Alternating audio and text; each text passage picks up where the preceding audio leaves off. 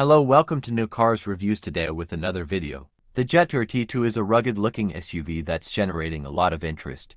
Here's a breakdown of its key features. Exterior. Design. It boasts a boxy, off-road-oriented design with a robust stance. Key features include a prominent grille, squared-off wheel arches, and a tough-looking front fascia. It's designed to convey a sense of adventure and capability. Overall impression. The T2 has a distinctive and assertive look, clearly aimed at those who want a capable SUV. Interior. Features. Modern digital displays, including a large central touchscreen and a digital instrument cluster. Emphasis on comfort and technology, with features like climate control, comfortable seating, and advanced connectivity. Expect to find features like a large central control screen and modern tech. Layout. The interior is designed to be spacious and functional, with a focus on providing a comfortable experience for both driver and passengers. Performance. Powertrain. Typically powered by turbocharged gasoline engines. Available with both front-wheel drive and four-wheel drive configurations. Capabilities.